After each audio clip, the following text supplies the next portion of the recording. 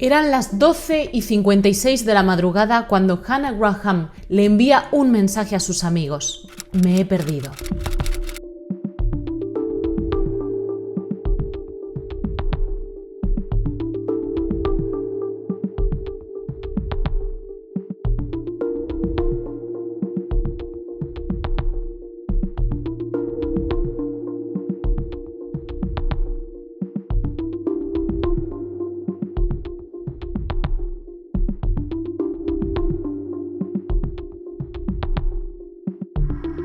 Las cámaras de seguridad del lugar serían los ojos que captarían lo horrendo que sucedió después.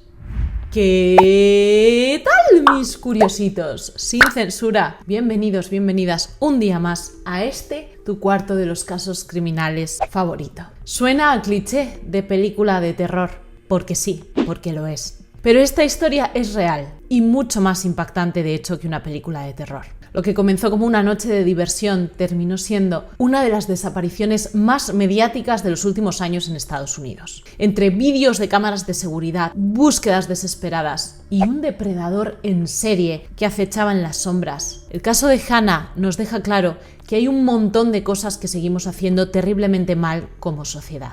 Prepárate, porque esta no es una historia que vaya a tener un final feliz y quiero que la aprovechemos para reflexionar. Así que quédate conmigo hasta el final.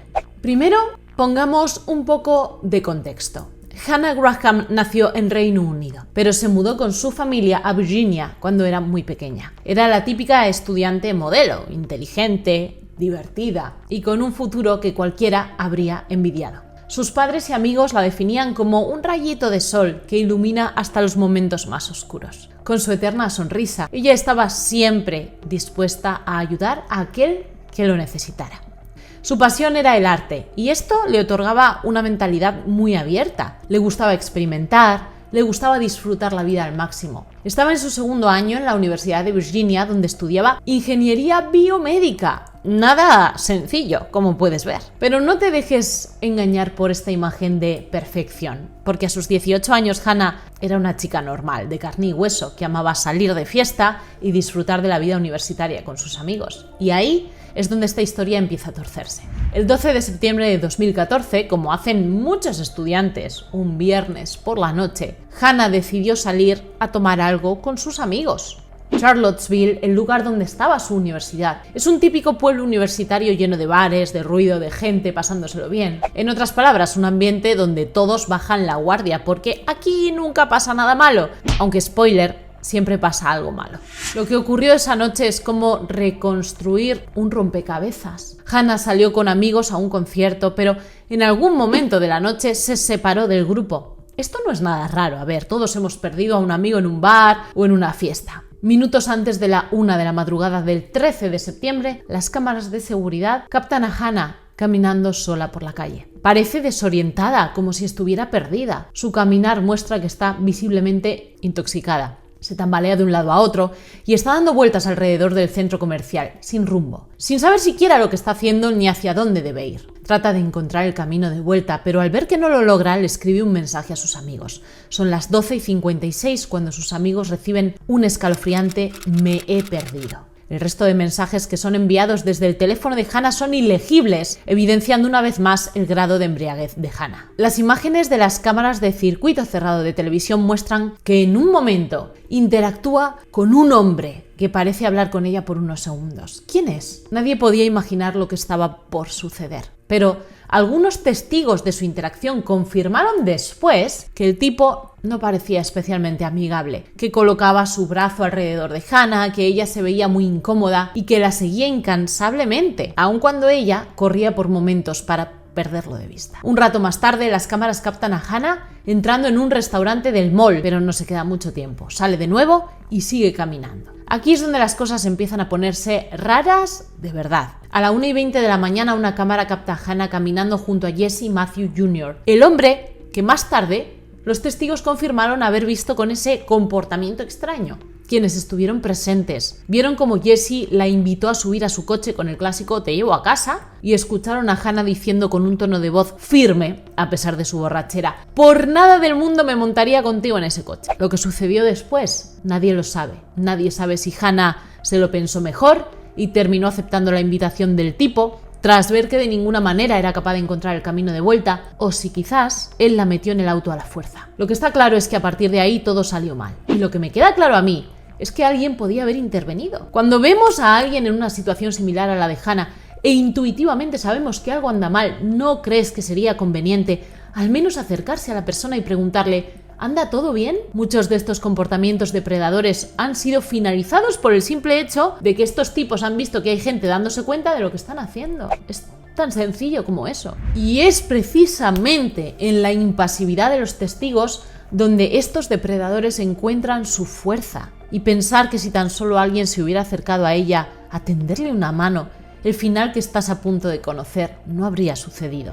Para sus padres, sus amigos, sus seres queridos, esto tiene que ser durísimo, porque una sola mano que le hubieran tendido y todo habría sido diferente. Pero aún nos queda mucho por aprender como sociedad, pues especialmente cuando vemos a una mujer joven borracha, tendemos a pensar: déjala, ella sola se lo ha buscado, ¿quién le manda a ponerse hasta el culo? Y ahora entremos en el terreno del villano de esta historia. El nombre del tipo que acompaña a Hannah en sus últimos momentos es Jesse Matthew Jr. Y quienes pensaron que era simplemente un tipo cualquiera que decidió ser buena onda, ofreciendo un viaje a casa a una chica desvalida, que se prepare, porque este tipo es el epítome de un depredador. Y no hablo de alguien torpe e improvisado, no. Estás ante un hombre que pasó años perfeccionando su método, aprovechándose de la confianza y vulnerabilidad de sus víctimas. Pero para entender cómo Jesse llegó a cruzarse en el camino de Hannah Graham, primero debemos mirar un poco más atrás. Matthew era un tipo que superficialmente parecía inofensivo. Trabajaba como asistente médico en un hospital, jugaba fútbol americano en su juventud y tenía un aire de tío simpático que engañaba a cualquiera.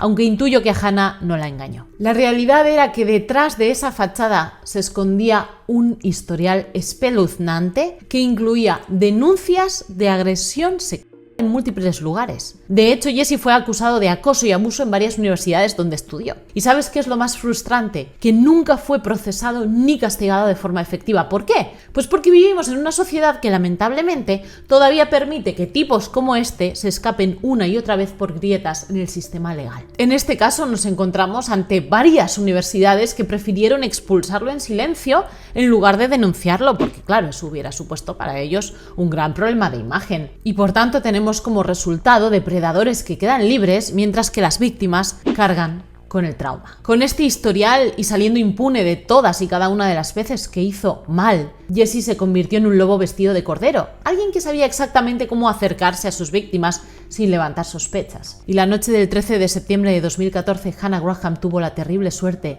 de cruzarse con él. Después de que los amigos de Hannah no supieran más de ella tras sus mensajes de texto incoherentes, al llegar la mañana y ver que no regresaba, la denunciaron como desaparecida. Lo que vino a partir de entonces fue una de las búsquedas más masivas en la historia de Virginia. Durante días, amigos, familiares, voluntarios peinaron el área de Charlottesville. La presión mediática fue brutal y cada vez más personas se unieron al esfuerzo por encontrarla. Las cámaras de seguridad se convirtieron en la clave para reconstruir los últimos momentos con vida de Hannah. Y fue gracias a ellas que las autoridades identificaron a Jesse Matthew Jr. como la última persona en acompañarla. A partir de ese punto, todo se aceleró. Obtuvieron una orden para revisar su casa y su coche, pero primero querían que colaborara. Cuando lo llamaron para hacerle algunas preguntas, en lugar de cooperar, el tipo huyó. Claro, decidió que lo mejor era desaparecer. Esto obviamente no hizo más que aumentar las sospechas en su contra. Mientras tanto, encontraron ADN de Hannah en su coche. Lo encontrarían días más tarde, a Jesse, quiero decir, en una playa a kilómetros de distancia, después de que una mujer que lo había visto en las noticias llamara para revelar su paradero. Su detención y extradición a Virginia se hizo sin aspavientos por su parte, porque sabía que había llegado su momento de rendir cuentas. Pero entonces sucedió algo que la policía no vio venir. Durante la investigación, los detectives descubrieron que Jesse no solo estaba relacionado con la desaparición de Hannah, sino que su ADN lo conectaba con otro caso no resuelto, el asesinato de Morgan Harrington. Morgan era una joven que desapareció en 2009, también en Charlottesville. Su cuerpo fue encontrado meses después en un campo, pero hasta entonces no había pistas sólidas sobre quién era el responsable. La conexión con Jesse Matthew Jr. fue como encontrar la pieza que faltaba en un rompecabezas macabro. Y de repente este caso no solo era sobre Hannah, sino sobre un depredador en serie que había estado operando en la zona durante años. Pero no terminó ahí, porque más adelante las autoridades también relacionaron a Jesse con otros casos de agresión sexual en diferentes estados que se extendían a lo largo de 10 años. lo que lo convierte en un verdadero monstruo, alguien que logró pasar desapercibido durante demasiado tiempo. El cuerpo de Hannah Graham fue encontrado el 18 de octubre de 2014, más de un mes después de su desaparición. Estaba en una zona boscosa a las afueras de Charlottesville, casualmente a tan solo unos metros de donde había sido encontrada años antes Morgan Harrington. Un lugar tan remoto que claramente había sido elegido por alguien que sabía exactamente lo que estaba haciendo. La autopsia confirmó lo que todos temían: Hannah había sido asesinada. Su ropa estaba hecha jirones, como si hubiera luchado fuertemente contra su verdugo, y los huesos de su cuello mostraban signos de haber sido apretados con fuerza. Jesse Matthew Jr. fue arrestado poco después y enfrentó un juicio que acaparó los titulares. En 2016 finalmente fue declarado culpable de asesinato de Hannah y de Morgan Harrington, además de múltiples cargos de agresión sexual. Fue condenado a cadena perpetua sin posibilidad de libertad condicional. ¿Y es esto justicia? Sí, pero demasiado tarde. ¿Por qué las cosas tuvieron que llegar tan lejos? ¿Por qué un hombre con antecedentes tan claros pudo seguir atacando a mujeres durante años sin que nadie lo detuviera? Este caso no solo es una tragedia personal para las familias de Hannah y de Morgan, sino también un fracaso colectivo de las instituciones, de la policía y de una sociedad que sigue protegiendo más a los agresores que a las víctimas. El caso de Hannah Graham no es solo una tragedia aislada. Es un espejo brutal que refleja todos los fallos de un sistema que, seamos sinceros, curiosita, muchas veces protege a los depredadores y abandona a las víctimas. ¿Cómo es posible que Jesse Matthew Jr. pasara años moviéndose entre universidades, trabajos, comunidades, dejando un rastro de agresiones sin que nadie lo detuviera? ¿Cómo un historial tan claro de comportamiento depredador ha pasado desapercibido durante tanto tiempo? La respuesta, aunque incómoda, está justo delante de nuestras narices: la cultura de la indiferencia. Vivimos en un mundo donde es más fácil mirar hacia otro lado que enfrentarse a una escena como la que los testigos vieron con Hannah y su verdugo. Universidades que prefirieron expulsar a Jesse en silencio en lugar de denunciarlo, policías que no son capaces de conectar las piezas antes de que sea demasiado tarde, y una sociedad que sigue culpando a las víctimas por estar en el lugar equivocado y en las condiciones equivocadas en lugar de responsabilizar a los agresores. El caso de Hannah nos obliga a enfrentar una verdad desagradable. Aún seguimos culpando a las mujeres de lo que les sucede,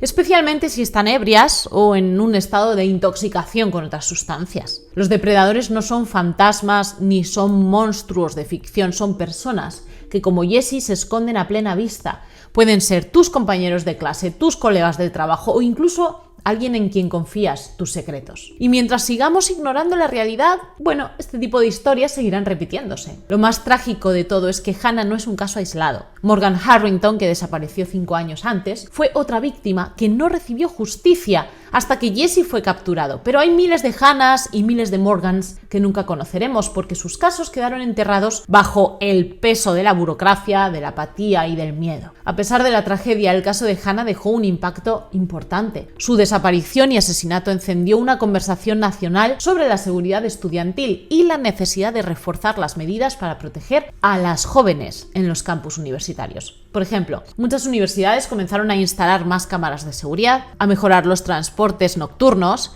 y a ofrecer programas de concienciación sobre las agresiones sexuales. Pero, ¿por qué siempre esperamos a que algo terrible pase para hacer algo al respecto? Es como si necesitáramos una tragedia pública para activar el sentido común. Y aunque estas medidas son importantes, el verdadero cambio debe ir más allá. No basta con poner unas cámaras, con entregar unos panfletos. Necesitamos un cambio cultural profundo que enseñe a los jóvenes, pero sobre todo a los adultos, a reconocer y denunciar el comportamiento depredador antes de que sea demasiado tarde. Y digo a los adultos con especial relevancia porque, al tener otro tipo de educación y de valores, creen que determinados comportamientos no tienen importancia y te sueltan frases como: en mi época pasaba eso y mucho peor y nadie se quejaba. A ver, señoras, señores, que algo esté socialmente o culturalmente aceptado no significa que sea correcto. El legado de Hannah también nos recuerda la importancia de la comunidad. Su desaparición movilizó a miles de personas, desde estudiantes hasta residentes locales, que se unieron para buscarla y exigir justicia. Pero,